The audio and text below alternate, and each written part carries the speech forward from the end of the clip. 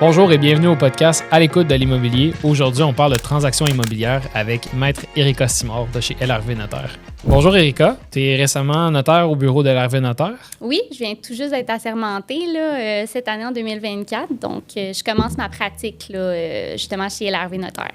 Félicitations. Merci beaucoup. Donc, on va casser la glace avec une couple de questions en rafale pour s'assurer de bien commencer. Parfait. Donc, je te pose plusieurs questions. C'est sous la forme tu préfères. Donc, je te donne deux choix. Tu me dis qu'est-ce que tu préfères entre les deux.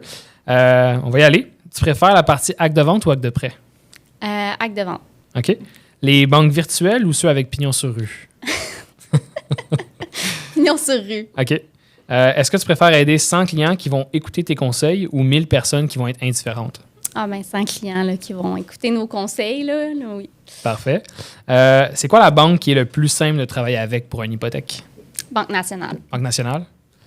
Je ne m'attendais pas à celle-là. Banque nationale. OK. Puis, tu préfères ne plus jamais manger de chocolat ou de chips? Chocolat. OK. Je suis salée. Fait que OK, 100% chocolat. Donc, ça, c'était décidé. Aucune hésitation. Ouais. Non, sans hésitation. OK, parfait. Donc, en commençant, peux-tu parler un petit peu de ton parcours? C'est quoi qui t'a amené à devenir notaire? Oui. Donc, comme tu l'as dit tout à l'heure, je suis notaire depuis tout récemment, depuis 2024. Donc, moi, mon parcours relativement à ça, j'ai fait mon bac en droit pour devenir notaire. Puis après, j'ai fait ma maîtrise en droit notarial. Mais avant mes études en droit, j'ai fait un bac en études internationales, qui est un sujet totalement différent du droit. J'avais des cours de droit, mais c'est des cours de droit international, ce qui est très, très loin du notariat. Donc, je me suis retrouvée finalement à devenir notaire. Pourquoi? Bien, je pense que c'est quand j'ai commencé mes études de droit, les cours que j'aimais vraiment beaucoup, c'était des domaines dans lesquels les notaires pratiquent. Fait que le droit immobilier, le droit de la personne, le droit des affaires et tout ça. Donc, c'est les cours où j'avais le plus intérêt. Donc, je me suis un peu redirigée vers c'est quoi la profession de notaire. Okay. En découvrant ça, j'ai réalisé que le notaire, sa vision du droit, c'est pas la même que celle d'un avocat. Nous, on est en prévention, on veut protéger les parties, on est impartial. Donc, la façon dont les notaires abordent le droit puis la protection des parties, ça m'interpellait. Okay. Puis, j'aime aussi la relation client qu'on développe avec eux. Donc, moi, les clients viennent me voir pour différents aspects de leur vie, pas juste quand ils ont un problème. Donc, j'aime beaucoup le lien qu'on peut créer avec la clientèle. Donc, c'est pour ça, justement, je me suis orientée vers le notariat. OK. Donc, c'est vraiment à l'université, dans tes cours de droit, que plus ça avançait, plus tu te disais « Ah, ben je vais me diriger vers ça ». J'aimais vraiment beaucoup l'immobilier. Donc, c'est pour ça que je me suis spécialisée également en immobilier. Je pratique exclusivement en immobilier. Donc, je fais achat, vente, refinancement hypothécaire, cession entre conjoints, ex-conjoints, servitude, donation immobilière. Donc, moi, je ne fais pas de testament. Okay. Je ne fais pas non plus de droit des affaires. Mais c'est parce que c'est le domaine qui m'intéressait le plus. OK, parfait. Voilà. Pourrais-tu me dire en quoi consiste exactement le rôle d'un notaire dans une transaction immobilière, en fait? Oui. Surprenamment, le notaire, c'est pas juste quelqu'un qui va imprimer des papiers puis nous faire signer ou valider l'identité des parties. On fait beaucoup plus dans un dossier immobilier. Tout d'abord, le notaire, son rôle principal, c'est d'assurer la protection juridique de la transaction. Que ça soit pour le vendeur ou pour l'acheteur, nous, on veut s'assurer de protéger toutes les parties. Qu'est-ce qui arriverait s'il n'y avait pas un notaire? Le vendeur, qu'est-ce qui lui garantit que son acheteur a la totalité des fonds? Inversement, qu'est-ce qui garantit à notre acheteur que le vendeur ne va pas se pousser avec ses fonds? Donc, sans notaire, ça serait tellement insécurisant d'avoir à transiger sur un montant important. Je veux dire, c'est une grosse valeur, les maisons. Ouais. Donc, ça serait assez insécurisant. De plus en plus haute. C'est ça, en plus de plus en plus haute. Donc, le devoir principal du notaire, c'est d'assurer la protection juridique des parties relativement, par exemple, au fonds, à l'argent. Le notaire a aussi un rôle de vérification auprès, par exemple, des taxes municipales et scolaires. Pourquoi c'est important?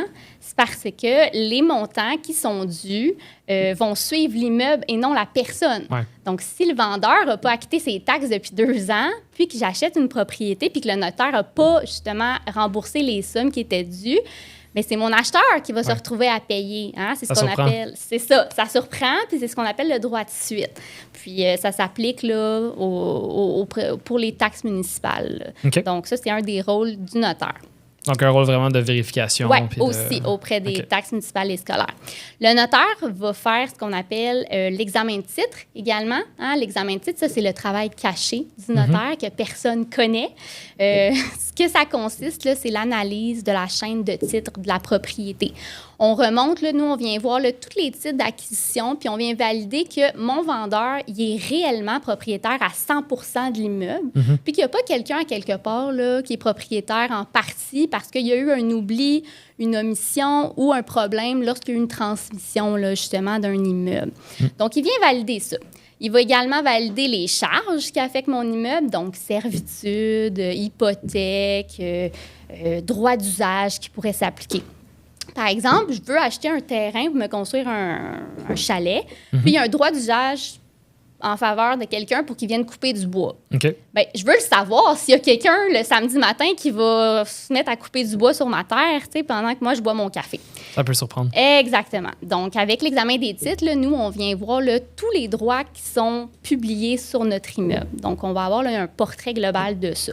Okay. Ça permet là, justement là, au notaire là, de pouvoir conseiller son client là, aussi, advenant qu'il y a une problématique. Sinon, l'un des grands rôles du notaire, c'est faire l'analyse du certificat de localisation. Hein? Le fameux certificat de localisation. Donc, ce que le notaire va venir faire, bien, il va venir voir là, ce que l'arpenteur géomètre a mentionné comme problématique. Un certificat de localisation, là, pour les gens qui sont néophytes et qui ne le savent pas, bien, c'est un plan hein, sur lequel l'arpenteur géomètre va venir positionner les bâtiments. Donc, la piscine est là, la maison est là, la remise est là. Puis, l'arpenteur va se prononcer sur la conformité ou la non-conformité de nos bâtiments. Exact. Donc, ce qu'on retrouve également dans le certificat de localisation, c'est toutes les zones à risque. Hein? Par exemple, zone d'inondation, risque de glissement de terrain. Glissement de terrain, les servitudes également, les assiettes des servitudes, où est-ce que va s'exercer la fameuse servitude d'Hydro-Québec? Hein? Ouais. Sinon, on vient également là, parler si notre immeuble est en zone agricole, par exemple. Ouais. Donc, ça permet de connaître là, la situation de l'immeuble. Donc, en gros, le rôle du notaire... c'est beaucoup. C'est large, hein? C'est beaucoup. On ne fait pas juste imprimer des papiers. Ouais. Non, c'est ça. On fait beaucoup là, de vérification parce qu'on veut s'assurer de protéger l'acheteur et le vendeur, encore une fois. Hein, tout tourne autour de ça, à ce niveau-là. Donc, vraiment un rôle de protection, de vérification, de rédaction aussi, bien évidemment. De rédaction et aussi de conseil. Hein, parce qu'une fois qu'il y a un problème, une fois que je l'ai trouvé le problème puis que je le vois... Il faut le régler. Il faut le régler. Il faut le régler, il faut trouver une solution. Hein? Fait qu'on est beaucoup là, dans ce type de dynamique-là. Là. OK. Voilà. Puis en faisant l'historique des titres, j'imagine des fois tu dois tomber sur des choses assez spéciales parce que j'ai été dans des situations où j'ai dû retourner en arrière, j'ai dû faire des recherches sur les anciens actes de vente. Il y en a, qui étaient écrits à main. Généralement, on le fait pas, ça. Mais souvent, je vais plus loin que le devoir m'appelle, puis je m'en vais essayer de régler le problème avant de devoir contacter un notaire. Ça me permet de donner des pistes. Puis au lieu que ce soit justement le notaire qui fasse tout le travail, de pouvoir dire à mon client, dis au notaire de regarder telle affaire. On pense qu'il y a ça comme problématique. Puis j'en vois des fois qui sont rédigés à main dans les années 30, dans les années 40. C'est illisible. Oui. Est-ce que tu as développé un skills particulier pour lire des documents illisibles? Ou Bien, c'est sûr que c'est avec la pratique qu'on développe, qu'on connaît les pattes de mouche. Là, puis il y a certains notaires, là, justement, que c'est assez difficile dans le temps à comprendre leur écriture. Mais moi, dans mon bureau, on a un département qui fait justement là, les examens de titres. Okay. Donc, eux, c'est des experts. Hein? Okay. Donc, ils nous aident beaucoup là, pour justement ils sont capables de comprendre. Ah oui. Okay. Puis ils ont beaucoup d'expérience, ils en voient. Puis justement, là, eux, quand ils tombent sur ce type d'actes-là, ils partent avec une longueur d'avance. Je me suis donné une migraine là-dessus. Oui, bien c'est ça, t'es bon, parce que moi, j'aurais appelé, être courtier, là, j'aurais appelé un notaire là, immédiatement. J'ai vérifié, j'ai essayé de comprendre, puis j'ai tombé sur des drôles de choses, des lois, pas des lois, mais des limitations de vente à des groupes de personnes. Oui, des groupes, oui. Ça, c'est bien sûr, c'est discriminatoire aujourd'hui, mais ça se voyait dans certaines régions, dans le Nord, il y a des endroits, là, justement, où est-ce qu'on déterminait... Je sais. Oui, c'est ça. On nommait une personne en particulier, un type, un groupe c'est discriminatoire. Aujourd'hui, ça irait contre l'ordre public. Là, on ne pourrait pas là, appliquer cette clause-là, là, bien sûr. Mais oui, ça s'est vu, là, surtout. Assez spécial. Oui, assez spécial, oui. On a parlé quand même beaucoup de servitude, justement, dans le rôle du notaire. Mais c'est quoi exactement? Puis comment ça l'affecte un immeuble, en fait, une servitude? Une servitude, tout d'abord, c'est quoi? C'est une charge sur un terrain en faveur d'un autre terrain. Fait qu'en gros, on peut simplifier ça en disant que c'est un service rendu. OK. Les servitudes, il y en a plusieurs sortes. Il y a différents types de servitudes. On a la fameuse servitude d'utilité publique. Par exemple, la servitude d'hydro pour l'entretien là, du réseau électrique. Ça, on la voit at large partout, sur beaucoup, beaucoup d'immeubles. On a des servitudes de passage. Advenant, là, mon voisin a besoin de passer sur mon terrain pour avoir accès à son terrain. Pourquoi? Parce que comment on est en montagne, comment c'est fait le dénivelé, bien, c'est plus facile de passer chez moi que de dynamiter puis de faire un passage. Exact. Donc, on peut octroyer là, ce type de servitude-là, rendre service à notre voisin pour ça. Passage pour aller sur un lac aussi. C'est ça. Souvent. Il y a les droits de passage, accès au lac et tout ça. On a également là, des servitudes pour corriger des problématiques. Par exemple, un empiètement. J'empiète chez mon voisin, bien, on peut venir faire là, une servitude de tolérance d'empiètement qui va venir corriger la situation là, à ce niveau-là. Comment ça peut affecter l'achat ou une transaction immobilière? Bien, ça peut autant affecter négativement que positivement. Négativement, par exemple, j'ai une servitude de sentier de raquette sur un terrain. L'acheteur veut acheter un terrain, mais là, il réalise qu'il y a ça. Bien, ça ne tente peut-être pas, lui, finalement, là, de matin, là, boire son café puis voir du monde en raquette sur son terrain. Donc, peut-être qu'il ne voudra pas, justement, acheter cet immeuble-là qui semblait tout désigné pour faire et réaliser son projet. Donc, peut-être que, justement, ça va bloquer certains acheteurs. Ou sinon, s'il voulait bâtir son garage, mais c'est exactement dans le sentier de raquette. Exactement. Fait qu'on est limité, parfois, là, par certaines servitudes. Comment ça pourrait affecter à la positive un achat? Un accès au lac. Bien sûr. Ça a une valeur. Il y a des gens qui achètent un chalet juste parce qu'il y a un accès et un droit au lac. Donc, ça, c'est sûr qu'il y a des acheteurs qui vont rechercher ce type de produit-là. Puis, ça va justifier aussi le prix qui va être demandé par le vendeur. Donc, voilà. Là, généralement à la hausse. Oui, généralement à la hausse. Puis, c'est quand on réalise, parce que des fois, ça l'arrive, là, qu'on réalise que l'accès au lac, sur la fiche MLS du courtier, c'était déclaré que c'était... Qu'on avait un accès. On avait un accès notarié par servitude. On fait l'examen de titre, puis finalement, on réalise que non, ce n'était pas une servitude réelle et perpétuelle là, que les acquéreurs là, succédants vont pouvoir profiter. Donc, ça aussi, ça peut être un frein. Faut que s'assurer... C'est un peu plate quand tu l'apprends au notaire. C'est ça. Il faut s'assurer que la servitude... J'ai déjà vu un client, justement, lui, il achetait un chalet parce qu'il y avait un droit d'accès au lac. Puis finalement, c'était pas une servitude qui avait été notariée et publiée. OK. Est-ce qu'il a annulé l'achat ou il l'a acheté? Il a quand même acheté, OK. mais il n'était pas content. J'imagine. Il n'était pas content parce qu'il a appris aussi dans le bureau du notaire. Parce que la fiche, lui, il avait acheté en perspective de, mais il voulait le chalet. Donc, il a quand même procédé là, à la signature de l'achat. Quand même. Oui. D'un document qu'il faut préparer pour amener au notaire, au niveau du vendeur, on sait qu'il y a une espèce de petite pile de documents à amener au notaire, théoriquement, quand c'est pas perdu. Ça, c'est le cas souvent. Là, les vendeurs égarent souvent les documents. Oui, ils sont bons pour perdre. Ils n'ont pas de filière à la maison, je comprends. Pas tout le temps. Moi, mes documents importants, mais bon. Tout dans un classeur. Mais c'est quoi ces documents-là? En fait, quels documents? Ça va varier de transaction à transaction. Évidemment, il n'y aura pas les mêmes documents si on a un condo versus... si on a une maison, versus un chalet, ou exactement. C'est quoi les documents qu'on voit le plus souvent dans une maison, en fait? Si on parle maison unifamiliale, quels documents on doit apporter au notaire? Bien, tout d'abord, tous les papiers relativement à la vente. Donc, la promesse d'achat, les contrats, tout ce qui touche, là, tout ce qu'ils ont rédigé là, justement avec leur courtier. Très important, il faut que ça soit signé par les deux parties. Parce que des fois, on voit des documents qui sont signés par juste une des parties. Ça ne fonctionne pas. Donc, la déclaration du vendeur aussi. Nous, on veut faire, là, justement, voir le détail de l'immeuble. C'est très important.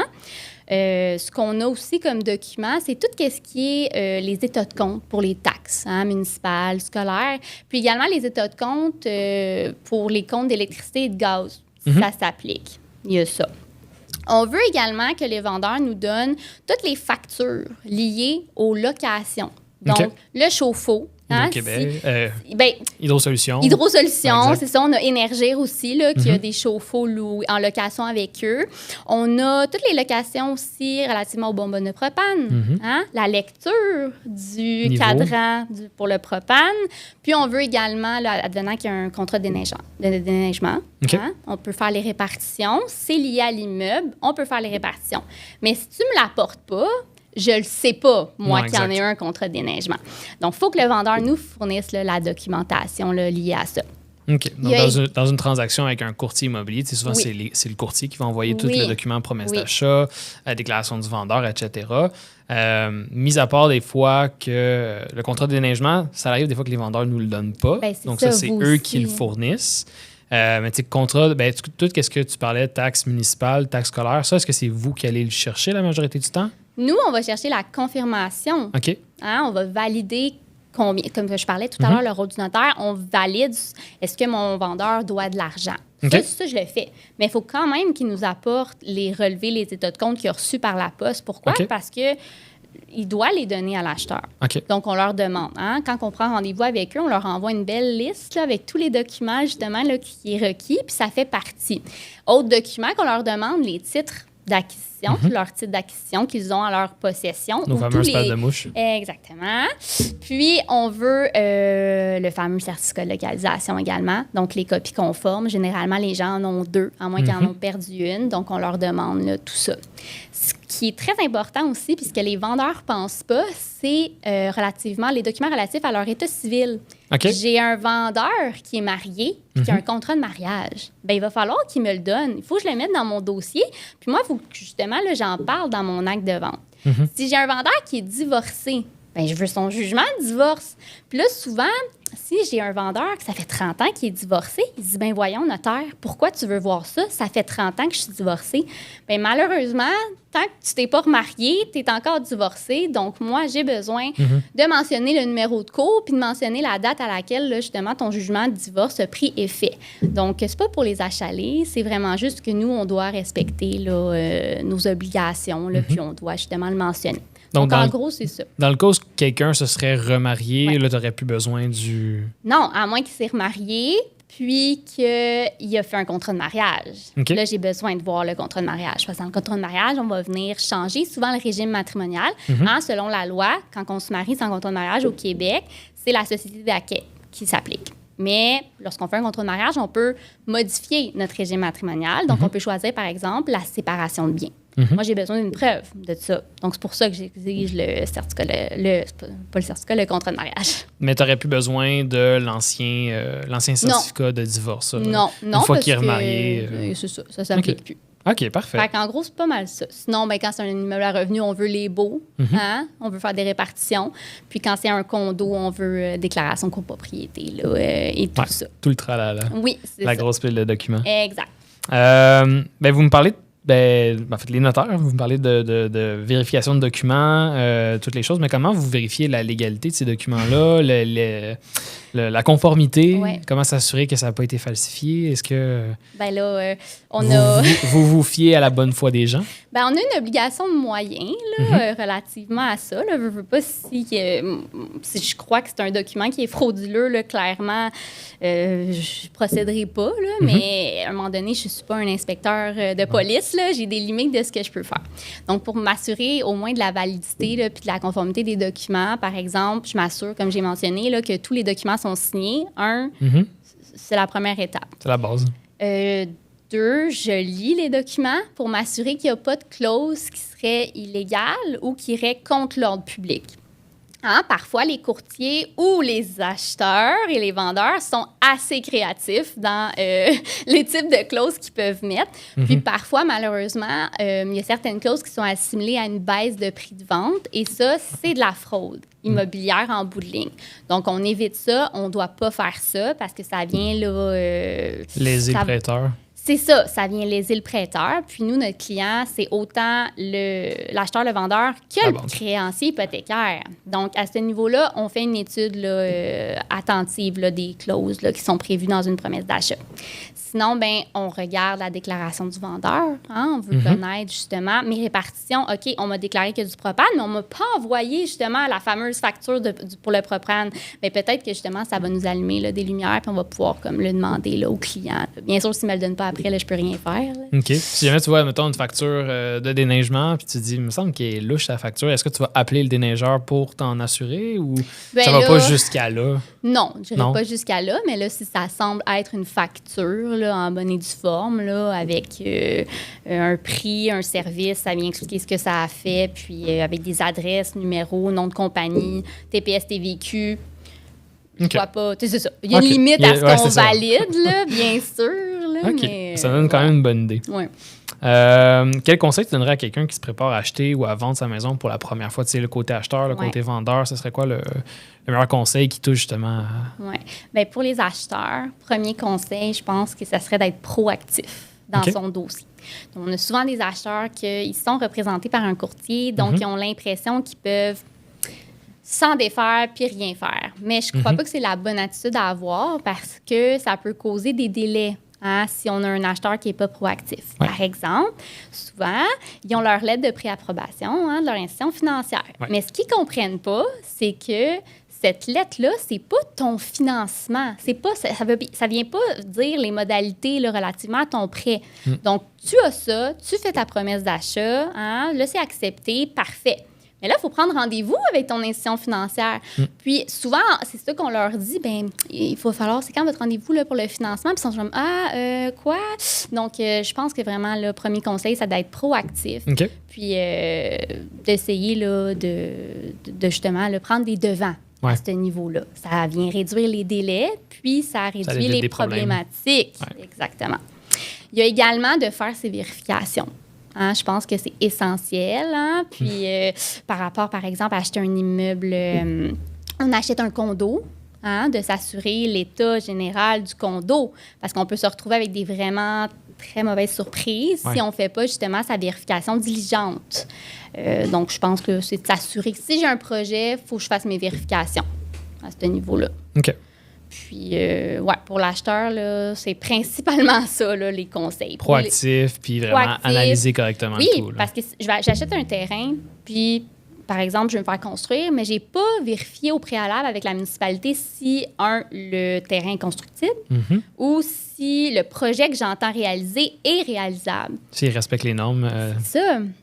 Donc, je pense que c'est très important. Mais la majorité des gens le font, là. C'est juste des petites exceptions, là, mais c'est toujours bien. Là. Puis sinon, faire inspecter l'immeuble. Toujours. Ça, on ne le poussera jamais plus, là, mais il faut faire inspecter l'immeuble, là, selon moi. Là, voilà. J'ai eu peu de transactions où est-ce qu'il n'y a pas eu d'inspection. Ah oui? Vraiment très, même très, durant très, la très pandémie? Parce que j'en ai pas eu un. Pas une seule fois. J'ai recommandé à mon acheteur de ne pas faire inspecter. Puis ils t'ont écouté? Oui, toujours. Ça, je suis chanceux parce que quand je recommande de quoi, c'est très rare que mes acheteurs vont contre ce que je dis. Ça m'est arrivé, je pense, peut-être 5 ou 6 fois au total dans mes 5 ans que quelqu'un m'a dit non, je connais les risques puis je ne veux pas faire inspecter. Puis quand ça arrive, même si c'est déjà écrit dans la clause d'inspection, moi, je le rajoute en bas.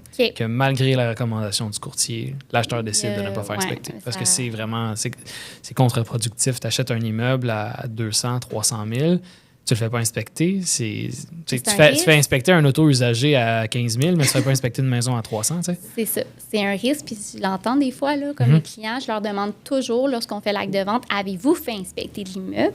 Et des fois, c'est non. Moi, je suis comme, bien, c'est à vous risquer péril, rendu là. Puis même s'ils achètent avec la garantie légale, il y a certaines problématiques qu'ils vont découvrir au fil du temps que s'ils avaient fait inspecter, bien, l'inspecteur l'aurait soulevé dans son rapport. Puis c'est pas un vice caché, mais eux, ils vont penser que « Ah, mais mon Dieu, on l'avait pas vu quand on a visité », mais ça sera pas interprété comme un vice caché. Parce que s'il y avait des signes. Exactement. Donc, l'inspecteur l'aurait soulevé. Donc, il y a ça aussi que des gens font pas vraiment la distinction là, lorsqu'ils font pas inspecter. Là. Donc, conseil numéro 1. Puis sinon, pour le vendeur, là, ça recoupe ce que je viens de dire, là, c'est la garantie légale. Donc, le conseil, ça serait vraiment de bien comprendre qu'est-ce que ça comprend, la garantie légale. Et surtout, si on l'exclut, ça, c'est pour les courtiers aussi, là, le conseil, de ne pas la mettre dans la déclaration du vendeur. Ne pas mettre ça dans la déclaration du vendeur, mais de la mettre dans la promesse d'achat. Exact. Pourquoi? C'est parce que la promesse d'achat, c'est un contrat qui lie nos parties. Ouais. Et la déclaration du vendeur, ce n'est pas un contrat qui lie nos parties. S'il n'est pas écrit dans la promesse d'achat, mais qu'il est écrit dans le DV, ça ne vaut rien. Bien, exactement. Nous, ce qu'on va faire, c'est qu'on va dire dans l'acte de vente, vendu avec la garantie légale. Ouais. Donc, malheureusement, ça crée des remous lors des rendez-vous, mais c'est ça. Parce qu'à la base d'une promesse d'achat, c'est un contrat, là.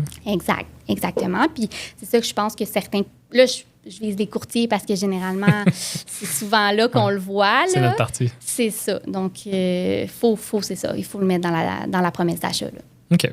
Parfait. Tu le faisais déjà, toi? Bien sûr, toujours. Parfait. J'ai même ma propre clause que je marque là-dessus. Bon. Comment est-ce qu'un acheteur peut faire pour s'assurer qu'il n'y a pas de lien ou d'hypothèque qui serait un peu caché sur une propriété?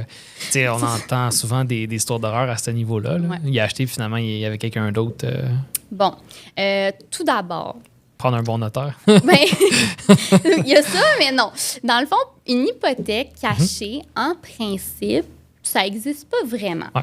Pourquoi? Parce qu'une hypothèque immobilière... pour qu'elle produise des effets, donc pour que le créancier puisse saisir quelqu'un qui n'a pas consenti cette hypothèque-là, il faut qu'elle soit publiée au registre foncier. Donc, en théorie, une hypothèque cachée, plus ou moins menaçant. Ce qui est important de savoir, par exemple, c'est qu'il y a des hypothèques qui ne sont pas l'hypothèque de notre vendeur qui pourraient affecter quand même notre immeuble. Puis ça, c'est par l'examen de type, comme je parlais tout à l'heure. Hein? C'est le notaire qui doit justement effectuer son examen de titre de façon religieuse pour pouvoir valider quelles sont mes charges à radier, puis est-ce que j'en ai une là, que j'ai loupée, que j'ai pas vue. Donc, c'est vraiment là, de faire confiance en son notaire. Là. Okay. mais les notaires, en théorie, doivent justement soulever là, les hypothèques. Là. Donc, je dirais que c'est de se fier à son notaire. Ça m'est arrivé une fois d'avoir une hypothèque qui n'avait pas été radiée. Okay. Puis le notaire était décédé. Okay. Puis là, il y avait eu un transfert de ces dossiers vers un autre notaire. Puis ça avait été compliqué. Oui, bien ça peut être compliqué dans justement cette situation-là. Là. Mais généralement, par exemple, je suis une notaire, j'ai pas vu une hypothèque. Bien, en théorie, lorsque j'ai un collègue qui va repasser, là, un confrère qui va repasser, bien, vu que je m'étais engagée à la radier, c'est à moi de le faire. Même si on a vendu l'immeuble depuis 5 fois. Okay. Donc, c'est l'obligation là, du notaire qui a passé, là, qui a transigé sur la propriété là, au moment. Puis bien sûr, qui s'est engagé à la radier, parce que nous, c'est ça qu'on s'engage à les radier là, dans nos actes. Donc, à ce niveau-là, là, c'est au notaire de le faire. Puis à ce niveau-là, c'était le notaire qui avait fait l'arrêt au bon, en fait. Dire, il y a ça qui n'avait pas été fait. Sinon, ça aurait été vendu, puis théoriquement, il y aurait encore eu une hypothèque. Une gestion de risque aussi à faire. Là. Il y a certaines... Si mon hypothèque, là, une hypothèque, ça a une date de péremption, là, c'est 30 ans. Donc, sauf certaines hypothèques. Peu importe le terme? Oui, mais c'est qu'il y a certaines hypothèques que non. OK. Donc, ça va dépendre. Pour pouvoir être... comment expliquer ça, là? Comment faire revivre une hypothèque, il faut la rementionner dans un acte puis dire justement qu'elle est reconduite. Mais sinon, là, c'est 30 ans de vie, une hypothèque. Donc, depuis le départ? Depuis le départ, oui, c'est ça. Fait que des fois, il y a une gestion de risque aussi à faire. Là. C'est une hypothèque qui n'est pas radiée, mais qu'elle a 50 ans, qu'elle n'a jamais été renouvelée. Dans le fond, ça n'a jamais été rementionné. Le risque est moindre. C'est ça. Okay. On va dire, notaire, vous faites du droit de propreté. Là, calmez-vous. Là. Vous pouvez tout radier, là, mais c'est ça, une gestion de risque. Ça fait des petites charges de plus. C'est ça. C'est ça. Parlant de charges de plus, assurance-titre. Oui, la fameuse assurance-titre. Est-ce que c'est réellement pertinent? C'est quoi exactement? Bon, l'assurance-titre, en gros, c'est une assurance, ça le dit dans le nom, qui vient protéger le propriétaire et le créancier hypothécaire contre quoi? Contre un dommage causé par un vice de titre, vice de titre, non vice caché, ou une non-conformité sur l'immeuble. Par exemple, un bâtiment qui est non conforme ou une vue illégale chez un voisin ou justement un bâtiment là, qui empiéterait là, chez le voisin. OK. Donc, ça vient à assurer une protection. OK. Ce qu'il faut comprendre de l'assurance-titre, c'est que ça ne corrige pas la problématique. Ça vient... C'est comme un plaster. OK. Je ne sais pas comment l'expliquer mieux que ça. C'est comme un plaster. Donc, l'assurance-titre permet d'indemniser, puis de venir régler le problème une seule fois qu'il y a une réclamation. OK. Par exemple, j'ai une remise qui empiète chez mon voisin. On prend une assurance-titre. Le jour que mon voisin s'en plaint ou que la municipalité là, veut qu'on corrige la situation, on appelle l'assureur-titre, puis il va nous dire, bon, parfait, j'envoie des gens. Mais ce qu'il faut comprendre, c'est que l'assureur-titre va corriger la situation, là, comme eux, ils disent corriger, mais de la manière la moins coûteuse. Toujours, Donc, bien sûr. si c'est de prendre la remise puis de la mettre à la rue, parce que ça vaut rien, c'est ça. Fait que OK. c'est pas une garantie là, de régler la problématique, comme je dis. Il faut corriger la problématique si on veut vraiment régler le problème. On prend des assurances-titres dans 2 circonstances. La première circonstance, c'est si le notaire n'arrive pas à corriger la problématique lorsqu'on l'a soulevé. Par exemple, j'ai un empiètement. Je vais reprendre mon exemple de l'empiètement. Puis, mon voisin qui subit l'empiètement n'est pas intéressé à signer une servitude de tolérance. Bien, j'ai plus grand choix. Je ne veux pas faire avorter ma transaction, puis je ne veux pas ralentir non plus là, les délais. Donc, ce que je vais faire, je vais prendre une assurance-titre là, qui va venir protéger l'acheteur puis son créancier hypothécaire. Là. OK. Deuxième situation où est-ce qu'on va prendre une assurance-titre, c'est lorsque j'ai pas le temps de corriger la situation. Par exemple, mon nouveau certificat de localisation n'est pas encore arrivé, puis c'est la date de ma transaction. Bien, je vais prendre une assurance-titre dans le cas, juste au cas où, que lorsque je reçois mon certificat de localisation, il y a une problématique. Donc, c'est surtout là, dans ces deux cas-là là, qu'on va prendre l'assurance-titre. On ne pousse pas l'assurance-titre. Là, c'est pas... les assureurs-titres se vendent beaucoup. Là. Je dirais que ça dépend des notaires. Ouais. Il y en a qui la poussent plus que d'autres. Ouais, Il y en a qui la poussent plus que d'autres. Mais moi, je la prends pas si c'est pas nécessaire. OK. Je vois pas pourquoi. Là, ça coûte quand même un certain montant. Donc, si c'est pas nécessaire, pourquoi faire payer ce frais-là au vendeur? Parce que c'est ça, c'est souvent le vendeur qui va le payer là, à l'acheteur parce que c'est lui qui vend l'immeuble non conforme puis il doit vendre son immeuble conforme. Dans un cas où est-ce que ça serait l'acheteur qui l'achèterait, c'est par exemple un acheteur qui achète cash, donc il n'y a pas de financement hypothécaire. Les institutions financières là, remarquent qu'il y a plus de fraude sur les immeubles qui n'ont pas d'hypothèque.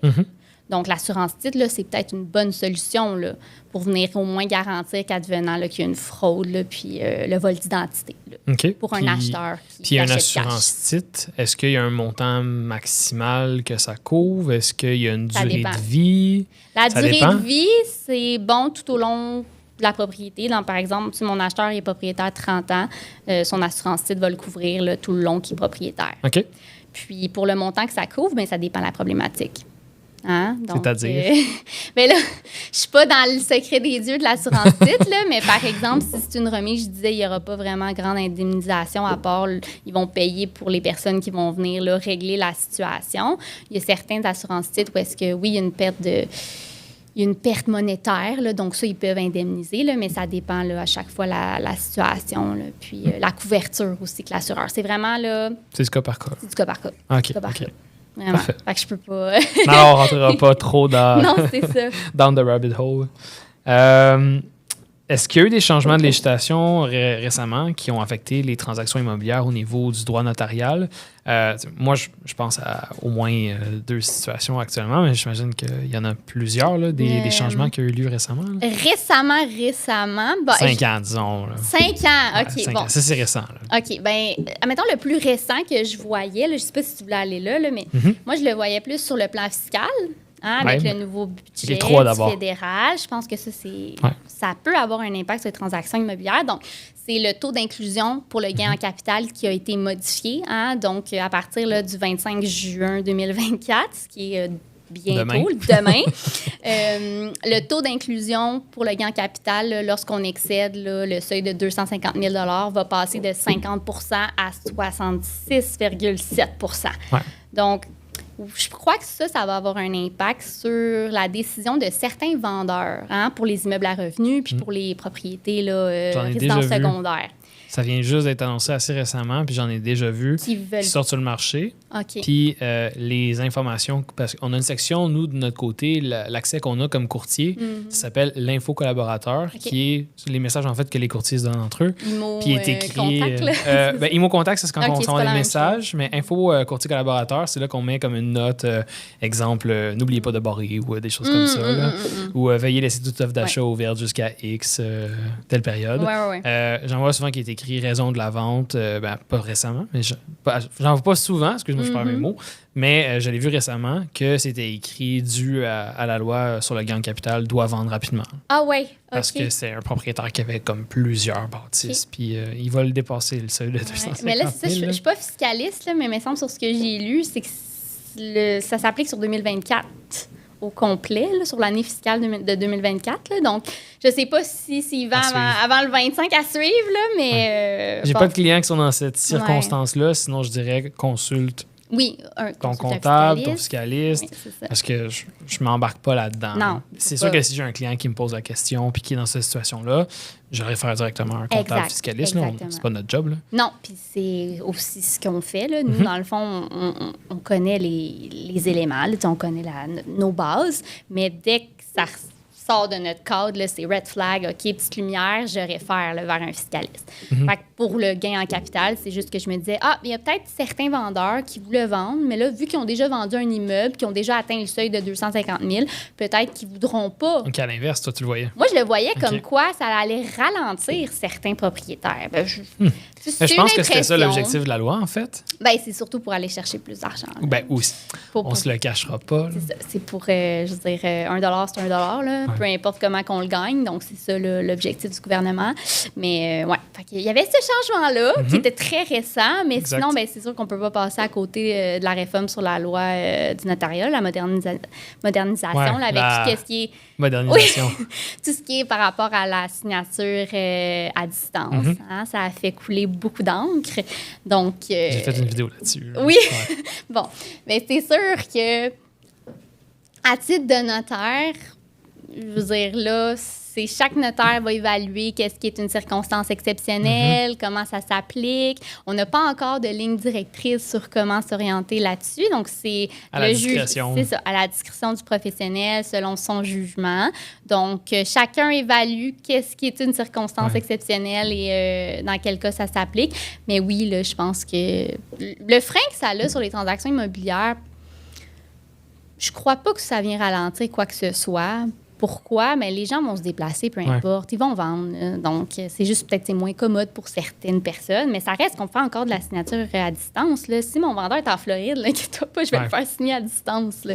Mais je trouve ça assez drôle, justement, que ce soit autant discrétionnaire parce que j'en ai eu une transaction, je n'aimerais pas la notaire, évidemment, là, mais la cliente, en fait, était à distance. Puis j'étais comme, me semblait que vous aviez plus vraiment le droit, sauf motif exceptionnel. Elle me dit oui, mais elle n'était pas disponible. Je suis comme, c'est un motif. Elle dit, c'est moi qui juge. Je suis comme, OK. Ça, c'est là, je te dirais que c'est comme, c'est peut-être flou un peu. C'est elle qui aura à justifier, là, advenant qu'elle a une inspection. Ouais, exact. Mais j'étais comme, mon Dieu, OK, elle n'était pas disponible, donc j'étais comme, OK, c'est correct. Là. Mais c'est comme là, en ce moment, je suis dans une transaction où est-ce que les vendeurs ont déménagé en Europe. Oui, mais là, c'est totalement justifié. Oui, ça ils vont pas se déplacer sur un autre continent pour venir signer les papiers puis repartir. Ouais. Là. Ce qu'on a vu, en tout cas dans les derniers mois, là, surtout là, depuis novembre dernier, des gens mentent. Okay. Straight up, là, ils nous disent qu'ils sont loin, mais qu'en théorie, je crois qu'on avait une cliente, là, puis elle disait qu'elle était au Nunavut parce qu'elle travaille au Nunavut, mais le jour du rendez-vous, elle était à Terrebonne. Puis on lui a demandé, OK, vous êtes où? Je suis à Terrebonne. OK, mais pourquoi qu'on fait la signature à distance? Fait il y a des gens aussi qui nous ont menti, là, qui mentent, là, mais à un moment donné, là, on a une obligation de moyens là-dessus, mais on ne l'offre pas là, prime abord. C'est le client qui doit le demander. Là, dans des circonstances ça doit être justement exceptionnelles. Circonstances exceptionnelles. C'est ça. Fait que je pense que c'est ça que tu voulais parler comme changement. J'en ai un autre. OK, parfait. C'est quoi? J'en ai un autre dans les 5 dernières années. Il y a la loi sur les non-résidents canadiens. Oui. Qui a beaucoup changé. Oui, mais en même temps, comment je dirais? comme un peu un gruyère, là, cette loi-là. Il y a plein de trous, puis il y a plein d'exceptions pour pouvoir acheter. Comment ça? Bien, c'est le cas, là, veux pas. Premièrement, il y a des municipalités que ça ne s'applique pas. Hein? En tout ce qui est villégiature. Oui, c'est ça. C'est surtout, là, admettons, pour Montréal, notre région ici, c'est le Grand Montréal qui est affecté, mais tout ce qui est villégiature. Mont-Tremblant. C'est ça. Saint-Sauveur aussi, là, il est même pas... il est hors des zones. Saint-Sauveur n'est pas inclus là-dedans? Non, c'est ça, mais il semble qu'il n'est pas inclus. Puis, sinon, il y a plein de trous par rapport à, pour les permis de travail. C'est normal. Les gens qui viennent travailler ici, là, on veut qu'ils aient accès là, à s'acheter une propriété. Il y a conjoint d'un citoyen canadien. Il y a plein d'exceptions à ce niveau-là. Donc, c'est vraiment juste pour éviter là, la spéculation immobilière là, dans les grands centres, comme qu'on avait vu là, par rapport à Vancouver, Toronto. On ne voulait pas que Montréal devienne ça. Ça commençait. Bien, c'est ça. C'est pour ça. Donc, nous, on n'a pas justement le marché immobilier qu'eux, ils ont, mais ça reste que c'était pour... Une chance. Une chance. On trouve le prix des maisons puis des condos élevés en ce moment. Là. On ne veut pas être à Toronto puis à Vancouver. Là. Non, les salaires sont un petit peu plus élevés, mais pas proportionnellement au prix. C'est incroyable. Déjà qu'actuellement, les salaires ne suivent pas nécessairement pour pouvoir acheter. Même. Non, c'est ça. Pas du tout. Je voulais pas le dire. Là. Ça serait aberrant, là, si justement, là, c'est un marché qu'on avait comme Vancouver là, ou Toronto. Là. Ce qui est le plus fâchant, c'est que souvent, la spéculation immobilière, qu'est-ce que ça amène? C'est aussi des logements vides. Oui. Parce que les gens à l'étranger vont souvent l'acheter, ne pas le louer à cause du risque, le laisser vide, laisser prendre la valeur. L'administration aussi, là, eux, c'est juste un investissement immobilier. Là. Ils ne veulent pas gérer un locataire. Comme un stock, là. Ben, exactement. C'est exactement ça. Donc, c'est pour ça qu'en plus, ça vient dans une situation où est-ce qu'on est en pénurie de logement. Ça vient juste rajouter une couche, là. C'est ça, là, à ce niveau-là. Oui, c'est vrai, il y avait... ça date de 2022, je sais comment... ça rentre dans 5 ans. C'est ce mois récent, c'était dans les derniers mois, là, c'est pour ça. Qu'est-ce que tu suggérerais aux personnes qui achètent ensemble sans être mariées? Bon. Gros point. Oui. Grosse question. Bien, premièrement, chaque situation est différente. Premièrement, est-ce que mes acheteurs sont conjoints de fait? Est-ce que mes acheteurs ont un enfant mineur? Est-ce que mes acheteurs, c'est juste pour un investissement immobilier? C'est un couple d'amis, par exemple, ou 2 couples qui achètent là, un immeuble à revenu là, pour faire là, de l'investissement immobilier. Donc, tout dépendant de la situation du client, on va regarder les différents produits qui s'appliquent.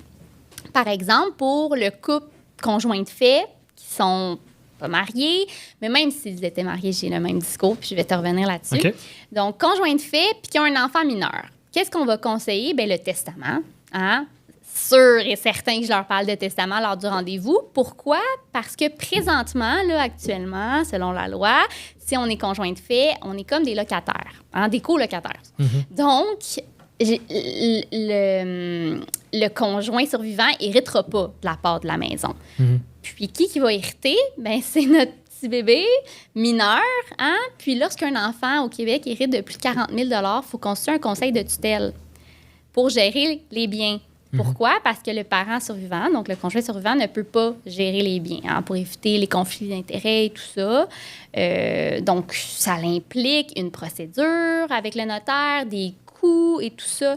Donc, c'est sûr qu'on va venir là, conseiller là, fortement le testament là, à des conjoints de fait. Là. Parce que sinon, on se retrouve avec une situation où est-ce que les beaux-parents deviennent bien, ça, c'est, admettons, oui, c'est ça. Bien, le conjoint survivant va pouvoir continuer de s'occuper de son enfant. C'est juste que pour la gestion des biens, le conseil de tutelle, qui c'est qui va venir nommer le conseil de tutelle? C'est les membres des 2 familles. Donc, si on est en mauvais terme avec notre belle famille, c'est sûr qu'on veut peut-être pas qu'ils viennent là, dire leurs mots. Mettre leur nez là-dedans. Là. Exactement. Donc, ça serait la première situation là, où est-ce qu'on recommande le testament. Puis pourquoi je disais que même si c'est des gens mariés, on va quand même donner le même conseil? C'est parce qu'un conjoint marié hérite seulement de 1/3 des biens. Donc, le 2/3 va revenir à bébé encore. Donc, on se retrouve avec la même problématique. Là. Est-ce qu'on a des contrats de mariage qui prévoient déjà cette... Oui, il y a dans des contrats de mariage, il y a des dispositions testamentaires qui, justement, on va dire là, que tous les biens reviennent au conjoint survivant. Mais la majorité des gens n'ont pas de contrat de mariage. Donc, la majorité des gens, c'est ça, ont la société d'acquet et se marient là, sans contrat de mariage. Donc, on va conseiller le testament. Ça, c'est clair et net. Donc, le testament revient pas mal tout le temps. Oui. Puis, dans le cas qu'on a des gens qui investissent ensemble, là, on peut proposer d'autres types de produits qui vont être intéressants. Par exemple, la convention d'indivision. Okay. C'est un contrat qui va venir déterminer tous les droits et les obligations là, des parties, donc des indivisaires ensemble. On va pouvoir venir déterminer qu'est-ce qui arrive s'il y en a un qui décède. Qu'est-ce qui arrive s'il y en a un qui devient inapte? Il ne pourra plus gérer ses biens, donc il ne pourra plus administrer l'immeuble. On vient également, advenant qu'il y a une séparation. C'est 2 couples d'amis, 2 petits couples. Il y en a un qui se sépare, mais peut-être que les autres ne veulent pas se trouver là, le bec à l'eau là, à cause qu'il faut racheter sa part. Fait qu'on peut tout prévoir là, les droits là, relativement à ça. On peut également venir mettre les apports que chacun fournit. Il y en a toujours un qui va être l'homme à tout faire, qui va aller chez le locataire, qui va administrer justement là, l'immeuble à revenus. Donc, on peut prévoir, là, est-ce qu'on lui donne plus de code part en propriété ou est-ce qu'on prévoit une rémunération pour le travail qu'il effectue quand les autres font juste s'asseoir là, puis récolter les revenus. Puis quasiment oublier qu'ils ont un immeuble. Exactement. Donc, c'est du cas par cas, encore une fois. Là, on évalue là, selon les besoins du client. Il y a aussi, puis ça s'applique autant pour les achats entre conjoints que les achats pour des investisseurs, là, donc entre amis. C'est la convention de mise de fonds. La fameuse mise de fonds, des fois, c'est pas 50-50. Donc, ce qu'on peut venir faire, ça, c'est un ajout à l'acte de vente directement. Ce qu'on va venir dire, c'est l'apport que chacun a fourni dans la mise de fonds. Par exemple, j'ai un couple conjoint de fait. Monsieur a mis 0, madame a mis 100 000. On vient dire que madame a mis 100 000, puis sa mise de fonds ainsi que sa plus-value qu'elle va avoir générée va lui être remis lors de la vente de l'immeuble en priorité. Puis après, on va séparer le profit que réalisé l'immeuble 50-50 ou selon les codes parts là, des deux propriétaires. OK. Tu as quand même pas mal d'options intéressantes. Oui, c'est ça. Ça dépend. Puis il y en a d'autres. Là, comme il y en a d'autres. Là. OK. Mais ça, c'est les principaux. C'est les principaux. OK. C'est eux qu'on conseille le plus souvent. Là. Parfait. Est-ce que tu observes des innovations technologiques qui transforment ou transformeront de manière significative les transactions? Dans cette question-là, je vois surtout la fameuse blockchain. OK. Moi, c'est ce que je vois parce que j'ai quand même un gros centre d'intérêt là-dessus. Oui. Puis j'ai fait des cours là-dedans aussi, par simple intérêt. Puis on voyait justement dans certains pays européens, ça commence à avoir un impact, la blockchain, sur l'immobilier, puis sur les transactions notariales. Est-ce que tu es à l'aise de plonger dans ce sujet-là un peu? Moi, c'est vraiment pas un sujet que je connais tant que ça. C'est juste que j'ai entendu parler justement des notaires là, qui prévoyaient que dans le futur, on pourrait peut-être justement là, acheter des immeubles avec ces types de, comment les appeler, crédit, argent, peu importe. Là. Comment tu appelles ça? C'est des...